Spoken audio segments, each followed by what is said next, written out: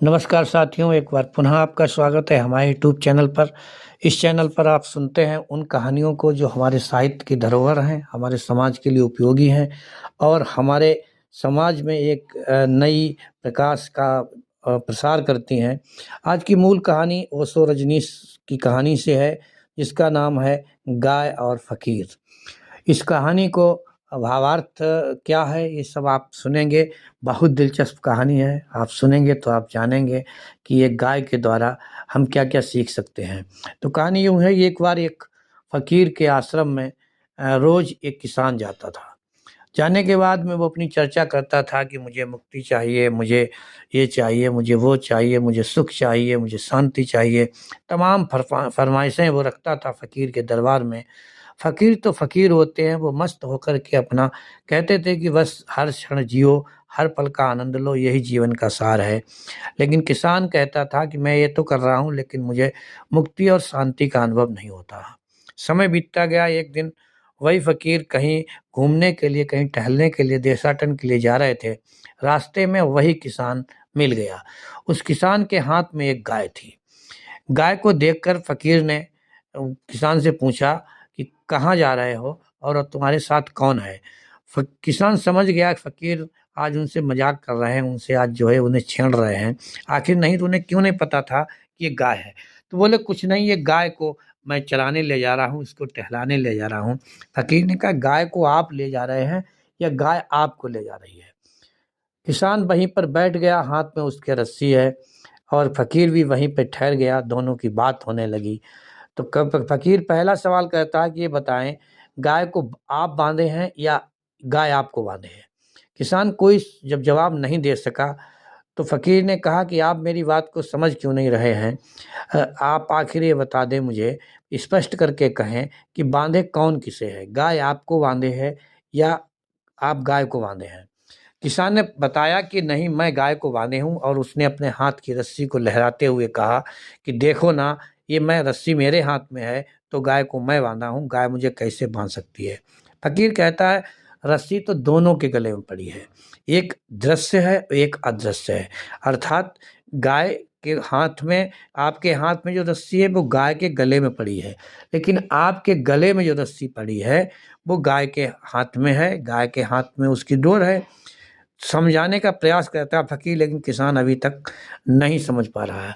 फ़कीर अपनी बात को आगे बढ़ाता हुआ कहता है कि चलो मान लेते हैं कि आप गाय को पकड़े हुए हैं, आप बाँधे हुए हैं। अगर गाय यहाँ से भाग जाए तो पीछे-पीछे कौन भागेगा? आप भागेंगे गाय के पीछे या गाय भागेगी आपके पीछे? अब किसान कोई जवाब नहीं दे पाता है। फ़कीर आगे कहता है कि आप मान लीजिए कि अभी गाय जो है, आप कह रहे थे कि मैं इसको पकड़े हुए हूँ। और जबकि मुझे लगता है कि गाय आपको पकड़े हुए है। अगर भागने का नंबर आए तो आप गाय के पीछे भाग जाएँगे। फ़कीर आगे कहता है कि जानवर बेकाबू क्यों होता है? क्या आपको पता है? किसान कहता है कि मैंने तो अपनी लाइफ़ में 2-4 ही जानवर ऐसे देखे हैं जो बेकाबू हुए हैं। उसने कहा हाँ, 2-4 ही जानवर होते हैं, शेष तो सब जानवर, जानवर ही होते हैं। जब वो अपने व्यवहार से मुक्त हो जाता है, जब अपने बाहर के व्यवहार से मुक्त हो जाता है, तब वो पागल कहा जाता है। लेकिन उसे लोग पागल कहते हैं, लेकिन असलियत कुछ और है। आप मेरी बात को अगर ध्यान से सुनेंगे, तब जो है आप समझ पाएँगे कि जानवर जब अपने मालिक को, जो बाहरी मालिक उसने बना रखा है, जब उसे समझ में आता है कि मेरा असली मालिक नहीं है, तब वो उससे मुक्त होता है, लेकिन उस कंडीशन में उसे लोग पागल कहते हैं। इसी प्रकार से आप भी जब अपनी बाहरी दुनिया से मुक्त होंगे, तब लोग आपको पागल कहेंगे, लेकिन आप मुक्त होंगे। किसान फिर सवाल करता है, चलिए मान लेता हूँ आपकी बात सही है, लेकिन गाय वापस क्यों आ जाती है?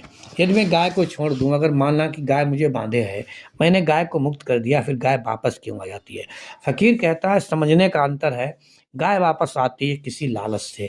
वो लालच होता है कि उसे बिना मेहनत के भरपेट भोजन मिलता है, उसका बच्चा आपके खूँटे से बंधा है, तो बच्चा का लालच है, भोजन का लालच, इसलिए गाय वापस आ जाती है। यही हम भी करते हैं। हम भी अपने भोजन के लालच में, अपने बच्चों के लालच में, अपनी प्रॉपर्टी के लालच में इस संसार से मुक्त होना चाहते हैं, लेकिन वापस फिर आ जाते हैं। किसान कहता है कि ठीक है, गाय अपने झूठे मालिक को मालिक समझती है, मैं किसे मालिक समझूँ? फ़कीर कहता है यही तो खोज की बात है। आप चाहते हैं कि कहीं रेडीमेड आपको साधना मिल जाए, कहीं रेडीमेड आपको ज्ञान मिल जाए, ऐसा तो है ही नहीं। अगर ऐसा होता फिर ज्ञान की कीमत ही क्या थी? फिर तो एक बिकने वाली सौदा हो जाती। वो बनिए की दुकान पे बिकने लगता और संसार का हर व्यक्ति उसको खरीद लेता। जिस प्रकार से जिस प्रकार से गाय को अपने मालिक को समझने में समय चाहिए, हर एक गाय समझ नहीं पाती है, उसी प्रकार से इस संसार के मानव को भी अपने मूल मालिक को समझने के लिए, अपनी मुक्ति को समझने के लिए बहुत समय चाहिए, वो भी बिरला ही कोई कोई होता है।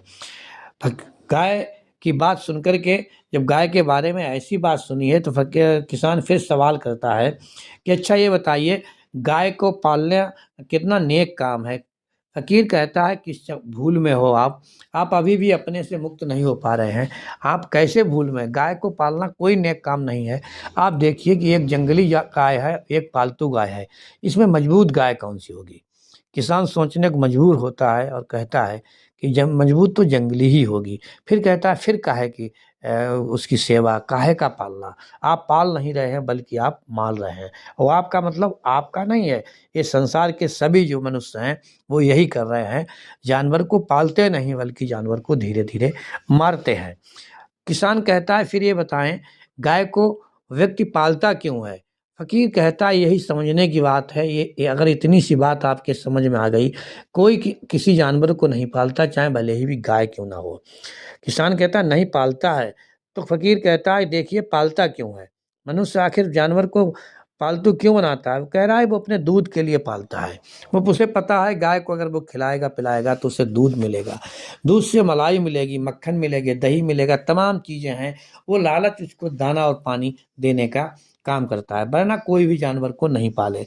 और दूसरी बात और भी है, वो उसको ईंधन के लिए पालता है। गाय जो भोजन करती है उसके बाद में जो मलमूत्र त्यागती है वो सब मनुष्य के काम आता है, इसलिए गाय इसलिए भी पाली जाती है ताकि उसे ईंधन मिले। सबसे छुपी हुई बात है कि गाय का लालच गाय तक सीमित नहीं है। आदमी समझता है, किसान समझता है कि जब इसके बच्चे होंगे, जब इसके बछड़े होंगे, वो हमारे हल जोतने के काम आएँ, वो हमारे खेत जोतने के काम आएँगे, उनसे हल चलेगा। तो आखिर मैं अपनी तो बात करता ही हूँ, साथ में अपने परिवार को भी इसी पशु से पालेंगे, इसलिए वो अपना गाय को पालतू बनाता है।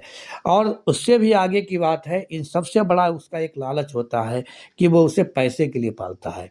वो जानता है कि इसका सब कुछ उपयोगी है, दूध भी बिकता है, यहाँ तक कि अंत में गाय का नहीं किसी भी पशु का खाल भी बिकती है, उसकी चमड़ी बिकती है, उसकी हड्डियाँ बिकती हैं, वो जीवन में भी काम आती है। अब इससे कई उद्योग चलते हैं, इसलिए मानव ने पशु को जानवर को इसलिए पालतू बनाया कि उसके कई स्वार्थ हल होते हैं। किसान की बात अभी जारी ही थी, किसान ने फिर सवाल किया कि हम लोग क्या करते हैं? फिर आखिर हम क्या गाय पाल के कोई गुनाह करते हैं? फ़कीर कहता है आप गुनाह नहीं करते हैं, लेकिन आपके स्वार्थ जो है वो उसको पालते हैं। अब आप देखिए ना यही हाल हमारे मनुष्य का है, यही हाल हर मनुष्य का है। वो जो जितने बंधन हैं वो बांधे तो इसलिए है कि उसके स्वार्थ सिद्ध होते हैं। अपने स्वार्थ के लिए बंधनों में बंधा हुआ है और ढूँढता है शास्त्रों में, ढूँढता है सन्यास में, ढूँढता है जंगल में, ढूँढता है कंदराओं में, ढूँढता है हिमालय पर कि मुझे मुक्ति मिल जाए। मुक्ति पानी तो है आपको आसक्ति से, मुक्ति तो पानी है आपको लोभ से, मुक्ति पानी तो है आपको लालच से, लेकिन आप उल्टा है, मुक्ति जहाँ खोई नहीं है वहाँ आप ढूँढने इसलिए सब के सब इसी प्रकार से रह जाते हैं, जैसे पैदा होते हैं वैसे ही मर जाते हैं। किसान अगला सवाल करता है कि चलो ठीक है, अगर हम गाय को सेवा के लिए पालते हैं तो इसमें क्या गुनाह है? फ़कीर हँसने लगा और इतना हँसा, बहुत हँसता ही चला गया और कहता है कि मित्र आप सबको बेवकूफ़ बना सकते हो लेकिन खुद को बेवकूफ़ नहीं बना सकते हो। आप ये बात कह कर के हमारी उस बात को टालना चाहते हो जो मैं आपको मुक्ति का मार्ग बताना चाहता हूँ, जिससे मैं मुक्त हुआ, जिससे संसार के कई जीव मुक्त हुए हैं, कई ज्ञानी मुक्त हुए हैं। आप उस बात को काटने के लिए अब आपने ढाल बनाया कि मैं सेवा के लिए पालता हूँ।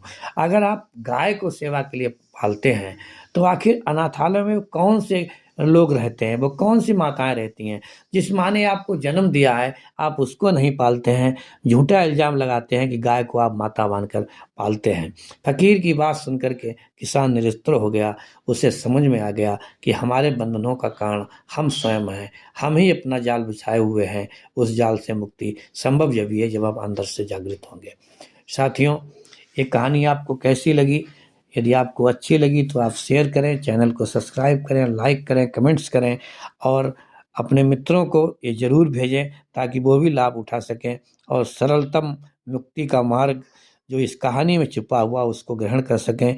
चैनल को अभी तक इतना प्यार दिया उसके लिए धन्यवाद। कल फिर मिलते हैं एक नई कहानी के साथ, एक नए वक्तव्य के साथ, एक नई ऊर्जा और जोश के साथ। तब तक के लिए जय हिंद, जय भारत।